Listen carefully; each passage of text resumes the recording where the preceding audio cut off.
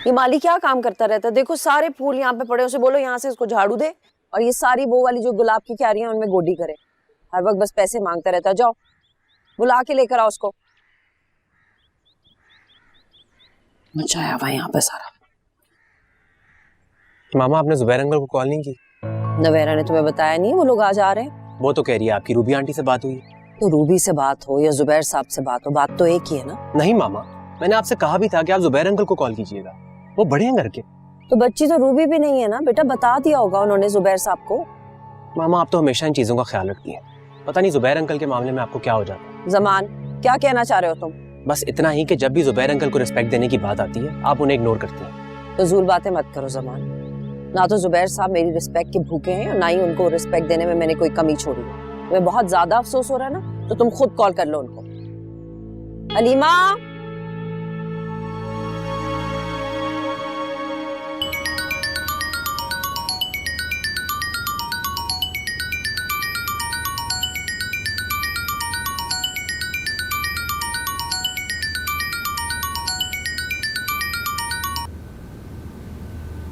अस्सलाम वालेकुम बेटा। जी वालेकुम अस्सलाम अंकल, कैसे हैं आप?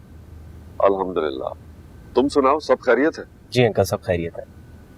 मामा कल रात को कॉल कर रही थी आपको, लेकिन आई थिंक आपका नंबर ऑफ जा रहा था, तो फिर उनकी रूबी आंटी से बात हो गई। हाँ बेटा, रूबी ने बताया था मुझे। जी अंकल, मैंने भी बस आपको रिमाइंड कराने के लिए कॉल की है, आपने जरूर आना है। वैसे एक बात तो है बेटा, अगर मैं ना भी आया ना तो तुम्हारी मामा नाराज नहीं होंगी मुझसे, लेकिन तुम कह रहे हो तो जरूर आऊंगा। जी अंकल बिल्कुल, अगर आप ना आए तो मुझे और नवेरा को बहुत बुरा लगेगा। बल्कि मामा ने तो खास तौर पे मुझे कहा है कि आपको कॉल करके इनवाइट करो, तो आपने जरूर आना है। बेटा जरूर आऊंगा इंशाल्लाह। ठीक है अंकल, फिर शाम को मुलाकात होती है इंशाल्लाह। खुदा हाफिज़।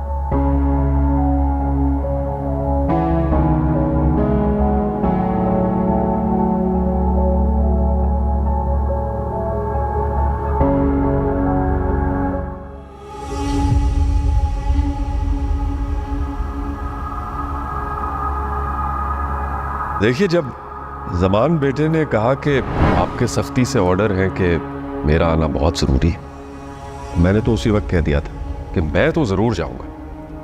देखिए, बच्चों को तो इनकार किया जा सकता है, को कैसे इनकार कर सकते हैं?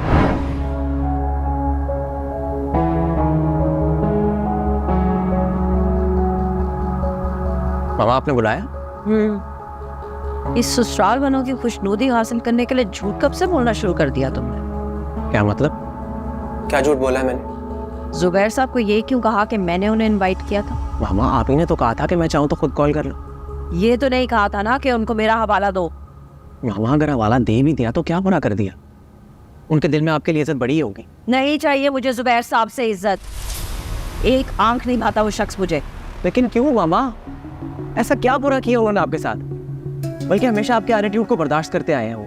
अच्छा, इमोशनल होने की जरूरत नहीं है, ऐसा कोई जुल्म नहीं तोड़ दिया मैंने तुम्हारे ससुराल पे। और ये जो आपके दिल में उनके लिए नफरत है, वो क्या वो जुल्म नहीं है? बल्कि आपके इतने हार्श एटीट्यूड के बावजूद उन्होंने अपनी बेटी दे दी।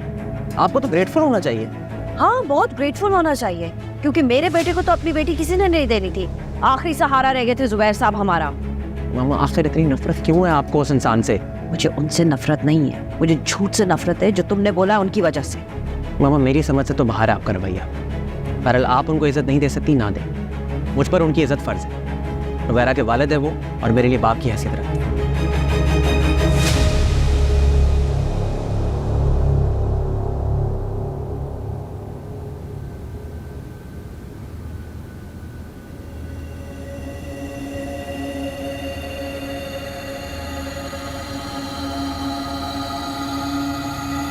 अगर आंटी बाबा को इनवाइट नहीं करना चाहती थी तो नहीं बुलाना चाहिए था आपको।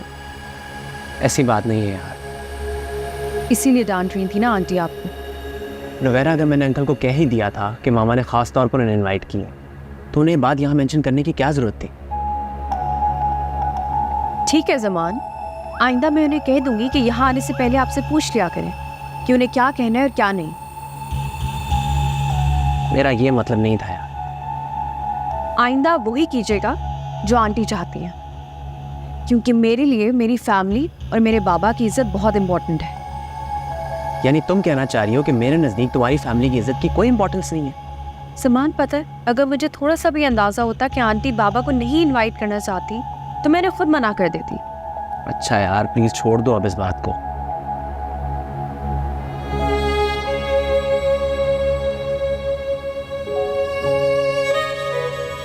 नुबैरा, आई स्वेयर मुझे कोई आइडिया नहीं है कि मामा इस तरह क्यों बिहेव कर रही है।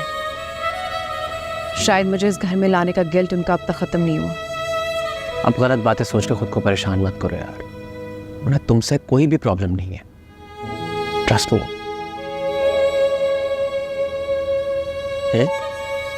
अब मुंह ठीक करो अपना, चलो।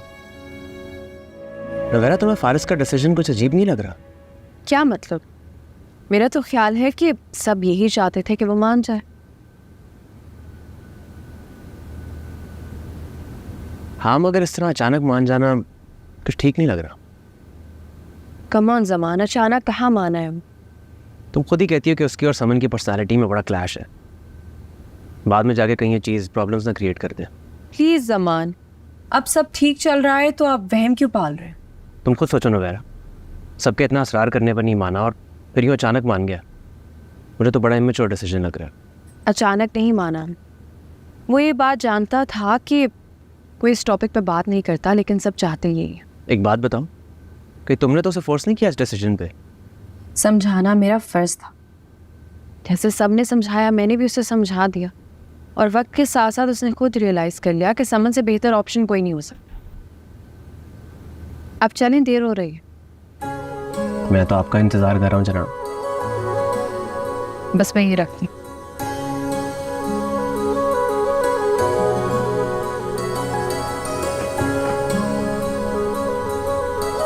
आंटी को मिलते बचाता है।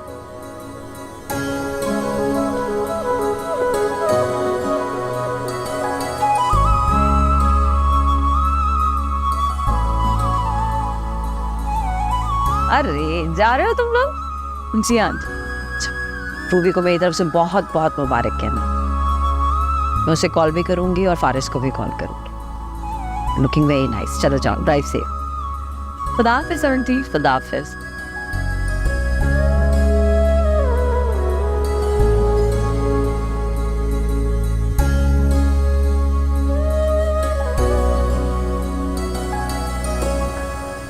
मुझे अंदाज़ा है कि किस बात की वजह से आपका मूड ऑफ।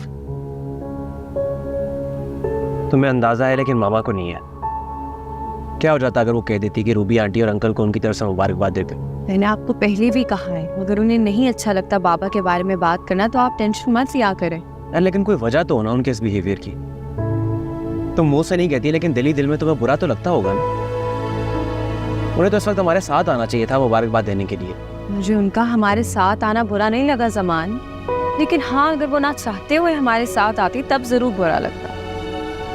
एहसास और इज्जत वही होता है जो दिल से हो।